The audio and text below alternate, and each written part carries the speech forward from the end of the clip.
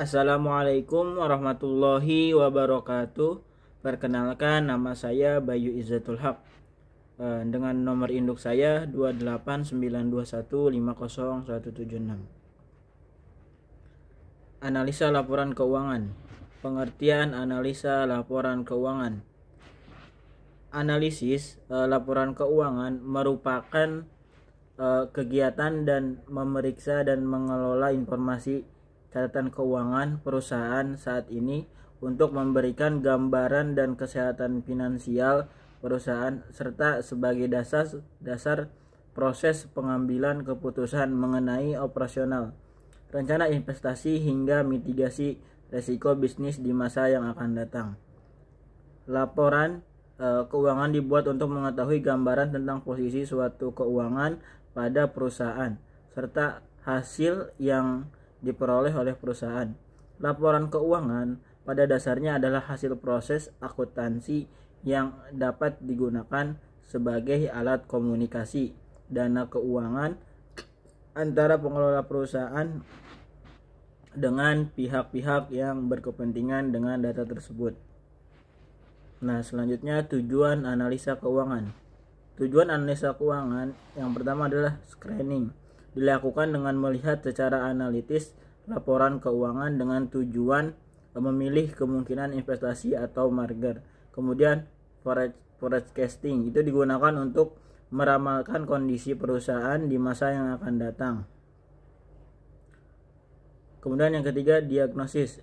Dimaksudkan untuk melihat kemungkinan adanya masalah yang terjadi baik dalam manajemen, kemudian operasional, keuangan atau masalah lain. Kemudian yang keempat, evaluation. Dilakukan untuk menilai prestasi manajemen, operasional, efisiensi dan lain-lain. Kemudian ada yang kelima, profitabilitas. Salah satu tujuan dari melakukan analisis keuangan adalah untuk mengubah profitabilitas sebuah perusahaan.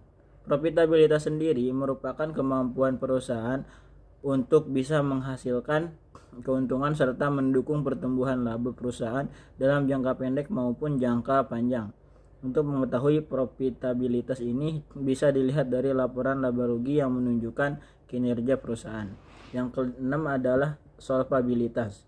Tujuan dari melakukan analisa laporan keuangan yang selanjutnya adalah sebagai solvabilitas, yaitu perusahaan ini merupakan kemampuan perusahaan dalam memenuhi semua kewajiban. Hasil ini diperoleh dengan membandingkan seluruh kewajiban dengan semua aset serta membandingkan semua kewajiban dengan perusahaan. Kemudian yang ketujuh, likuiditas. Perusahaan merupakan kemampuan untuk mengukur bagaimana perusahaan dapat secara lancar melakukan kewajibannya. Cara mengukurnya adalah dengan menggunakan rasio aktiva lancar dan kewajiban lancar. Nah, kemudian selanjutnya ada manfaat analisa laporan keuangan. Manfaat analisa laporan keuangan yang pertama, membantu stakeholder internal dan eksternal untuk membuat keputusan yang tepat mengenai investasi berdasarkan pendapatan perusahaan dan profitabilitas masa depan. Kemudian yang kedua, memberikan pandangan yang objektif tentang solvabilitas dan kesehatan keuangan perusahaan bagi lembaga. Kemudian yang ketiga, sebagai penggambaran secara akurat mengenai efisiensi operasional dan kemajuan yang dihasilkan perusahaan berdasarkan keputusan yang dibuat di masa lalu oleh para pemangku kepentingan. Nah, kemudian hubungan akuntansi dan pengambilan keputusan. Akuntansi berperan penting dalam pengambilan keputusan. Di antaranya, yang pertama adalah membantu perencanaan manajemen, kemudian yang kedua membantu manajemen dalam penilaian kerja, yang ketiga membantu manajemen untuk mengenali lingkungan internal dan eksternal, yang keempat membantu manajemen untuk bertindak lebih baik, yang kelima memotivasi manajemen, yang keenam dapat membantu para stakeholder dalam mengambil keputusan, yang ketujuh berhubung dengan pihak ketiga. Yang kedelapan, membantu dan mengisi laporan keuangan bisnis. Yang kesembilan, dapat membantu pertumbuhan bisnis. Kemudian selanjutnya adalah perbedaan analisis akuntansi, analisis keuangan, dan analisis laporan keuangan. Analisis akuntansi. Akuntansi lebih tertarik pada rincian, spesifikasi, dan tepat operasi sehari-hari, kemudian keakuratan keuangan dan pajak suatu entitas.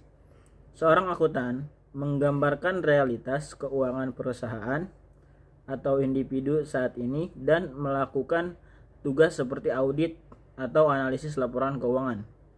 Kemudian yang kedua, analisis keuangan. Analisis keuangan cenderung bekerja dengan gambaran keseluruhan. Mereka meninjau keputusan keuangan berdasarkan tren pasar saat ini, tujuan bisnis yang dinyatakan, dan kemungkinan pilihan investasi. Evaluasi para profesional ini membantu menentukan apakah suatu proyek atau usaha cukup layak untuk diinvestasikan. Analisis keuangan merupakan catatan informasi keuangan sebuah perusahaan melalui proses akuntansi yang dilaporkan ke dalam neraca, laporan laba rugi, perubahan ekuitas, dan laporan arus kas. Yang ketiga, analisis laporan keuangan merupakan suatu analisis atau pengevaluasian terhadap laporan keuangan suatu perusahaan untuk dapat melihat posisi keuangan dan juga merupakan salah satu alat yang digunakan dalam melakukan suatu penilaian terhadap kinerja perusahaan.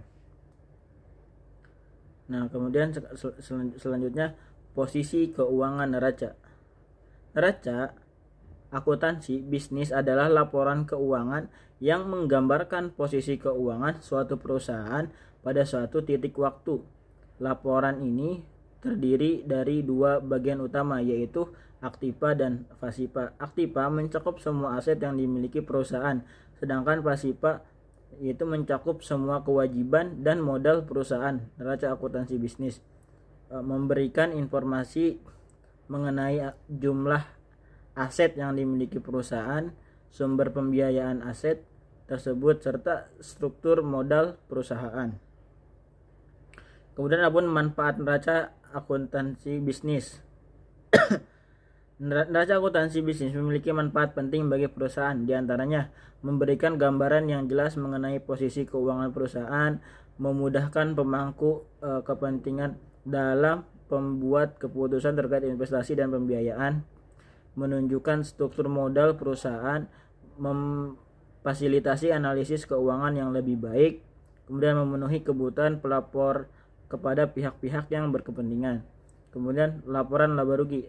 Laporan laba rugi adalah dokumen keuangan yang menunjukkan berapa banyak uang yang diperoleh bisnis dan berapa banyak yang telah dibelanjakan selama periode waktu tertentu, biasanya sebulan, kemudian kuartal, atau 1 tahun.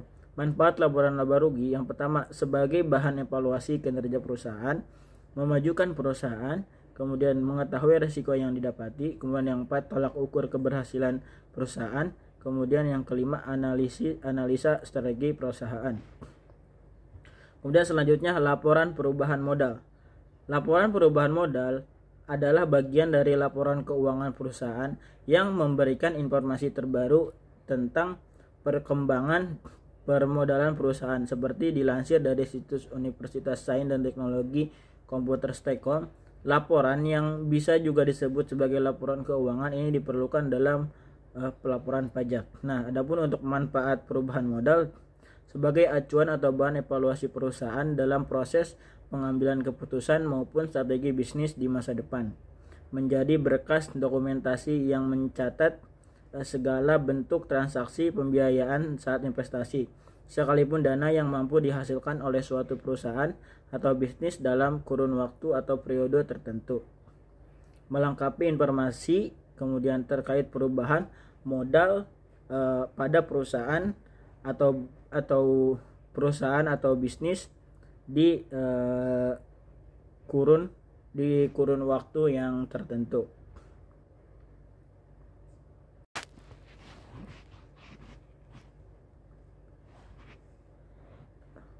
Laporan arus kas. Laporan arus kas adalah bagian dari laporan keuangan suatu perusahaan yang dihasilkan pada suatu periode akuntansi yang menunjukkan aliran masuk dan keluar uang perusahaan. Dalam arti sempit, laporan arus kas artinya sebuah laporan keuangan yang menyajikan arus kas masuk dan kas keluar dari sebuah perusahaan. Adapun untuk manfaat laporan arus kas, yaitu yang pertama, informasi yang disediakan dalam laporan dapat menjadi indikator jumlah arus kas pada masa mendatang dan menilai kecermatan atas taksiran arus kas yang telah dibuat pada periode sebelumnya. Kemudian jika dikaitkan dengan laporan keuangan lainnya, laporan arus kas memberikan informasi yang bermanfaat bagi perusahaan dalam mengevaluasi perubahan kekayaan bersih, ekuitas, dana suatu entitas, pelaporan dan struktur keuangan pemerintah, termasuk likuiditas dan solvabilitas. Nah, di sini yang kelima adalah perhatikan laporan keuangan. Di bawah ini ada soal. Ya. Di sini ada PT Maju Pesona, laporan posisi keuangan per tanggal 30 Desember 2018. Di sini ada kas 100.000, kemudian ada piutang 150, ada persediaan 250, ada kemudian mesin 500.000, total aktiva ada 1 juta. Kemudian di sini hutang dan modal, hutang lancar yaitu 200.000, kemudian hitung hutang jangka panjang adalah 400.000, kemudian modal saham ada 300.000, kemudian laba ditahan ada 100.000. Totalnya itu kalau asetnya itu total 1 juta dan hutang dan modal pun sama 1 juta. Nah, proyeksi laporan laba rugi penjualan bersih yaitu total 2 juta, harga pokok penjualan yaitu mencapai 1.500.000. Jadi laba kotornya itu adalah 500.000. Nah, berdasarkan laporan keuangan di atas, hitung dan jelaskan rasio keuangan yang dapat dibuat minimal 3 rasio keuangan. Nah, yang pertama saya menggunakan dengan rasio likuiditas. Apa sih yang dinamakan dengan rasio likuiditas? Adalah rasio yang menggambarkan kemampuan sebuah perusahaan dalam melunasi utang jangka pendeknya. Di sini ada rasio lancar, yaitu aktiva lancar dibagi utang lancar dikali 100%, itu sama dengan aktiva lancarnya itu kan 1 juta dibagi yaitu 200.000 utang lancarnya dikali 100% sama dengan kurang lebih jadi 5%. Nah, rasio cepat aktiva lancar dikurang persediaan dibagi utang lancar ya. Jadi aktiva lancarnya itu adalah 1 juta, persediaannya itu 250, dan utang lancarnya itu adalah 200. Jadi ya kurang lebih sama dengan 3,75%. Nah, kemudian yang ketiga rasio kas, yaitu kas ditambah modal dibagi utang lancar. Kasnya itu adalah 100.000, kemudian modalnya itu ditambah 400.000 dan utang lancarnya itu adalah 2 juta ya. Nah, sama dengan 3% kurang lebih. Rasio probabilitas adalah kemampuan perusahaan untuk menghasilkan laba selama periode tertentu. Perusahaan menunjukkan kinerja perusahaan yang baik sebab probabilitas sering dijadikan sebagai ukuran untuk menilai kinerja perusahaan. Nah, di sini ada yang pertama profit, yaitu laba bersih dibagi total pendapatan, yaitu laba bersihnya itu adalah 500.000, kemudian total pendapatannya itu adalah 1.500.000. Ya, kurang lebih mendapatkan 3%. Kemudian pengambilan aset, yaitu laba bersih dibagi total aset. Laba bersihnya itu adalah sekitar 2 juta, kemudian total asetnya itu adalah 1 juta. Ya, jadi totalnya itu kemungkinan mendapatkan 2%. Nah, kemudian ada rasio solvabilitas. Rasio ini memperlihatkan kemampuan perusahaan dalam melunasi bulk dalam jangka pendek dan jangka panjang. Nah, ada rasio utang terhadap modal, yaitu total utang dibagi modal. Nah, kalau modalnya itu adalah 600.000, sedangkan modalnya itu adalah 300.000. Ya, kurang lebih dari semua itu adalah 2%. Rasio utang modal, total rasio utang sama dengan total utang dibagi total aset. Nah, total utang itu adalah 600.000, total aset itu adalah 1 juta. Jadi dari keseluruhan ini mungkin sama dengan 6% ya. Mungkin itu saja penjelasan dari saya tentang soal tadi, dengan dijawab dengan rasio likuiditas, rasio probabilitas dan rasio solvabilitas. Ya, mungkin Cukup sekian yang dapat saya sampaikan. Mohon maaf apabila ada salah-salah kata dan salah penulisan dalam pembuatan PowerPoint ini, karena saya sendiri masih dalam tahap pembelajaran. Cukup sekian dari saya, Bayu Izzatul Haq, wabillahi taufiq wal hidayah. Wassalamualaikum warahmatullahi wabarakatuh.